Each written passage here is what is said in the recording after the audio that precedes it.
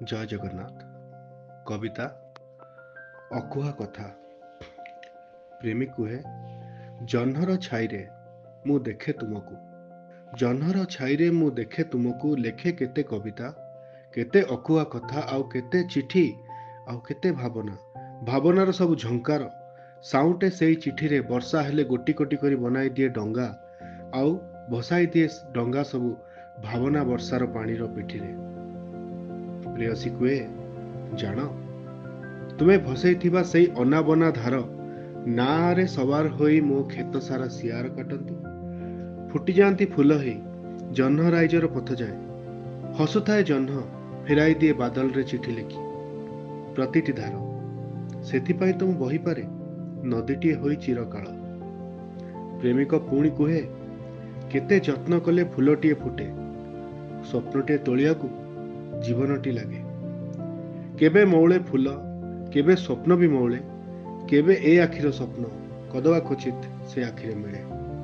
ପ୍ରେୟସୀ ଏଥର ପ୍ରଶ୍ନ କରେ, କ୍ୱଚିତ୍? କ୍ୱଚିତ୍? ତେବେ ତ ତୁମେ ନିଜ ଭିତରେ ନିଜେ ପ୍ରଶ୍ନବାଚୀ। ତେବେ ତ ତୁମେ ନିଜ ଭିତରେ ହିଁ ନିଜେ ପ୍ରଶ୍ନବାଚୀ।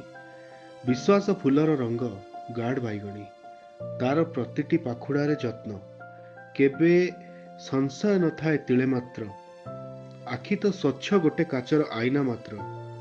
ପ୍ରେମିକର ଉତ୍ତର ସିଧାସଳଖ ନୁହେଁ, ପ୍ରେମିକର ଉତ୍ତର ସିଧାସଳଖ ନୁହେଁ। ପ୍ରେମିକ କୁହେ, ହଁ ଆଉ ନା, ହଁ ଆଉ ନା, ସମ୍ଭାବନାର ସୂତାଏ ଗାର ବି। ହଁ, ମୁଁ ବୁଝିପାରେ ତୁମ ଠାର ବି, ହେଲେ ତଥାପି ଖୋଜେ ତୁମକୁ। ତୁମେ ଅଛ ଆଖି ପାଖେ, କି ପଲକ ମୁଦିଲେ ପୁରା ପାଖେ ପାଖେ। ତୁମ ନିଶ୍ୱାସର ଶବ୍ଦ, ତୁମ ହୃଦୟର ଧ୍ୱନି ଶୁଣିପାରେ ମୁଁ, ଆଉ ଲାଗେ ତୁମ ପରି, ହେଲେ ତଥାପି ମୁଁ ଖୋଜେ ତୁମକୁ। ପ୍ରେୟସୀର ସ୍ୱୀକାରୋକ୍ତି ଓ ଆଉ ଏକ ପ୍ରଶ୍ନ।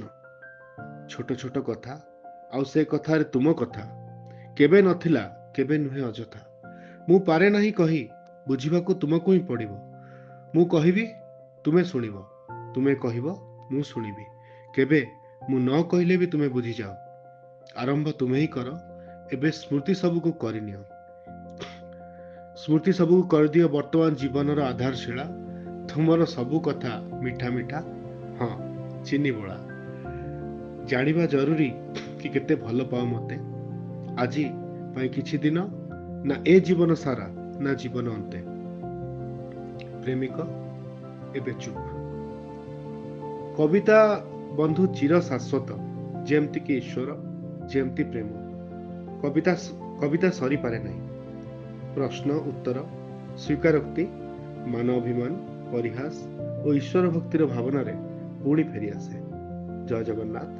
ଆପଣଙ୍କ ସତ୍ୟଜିତ।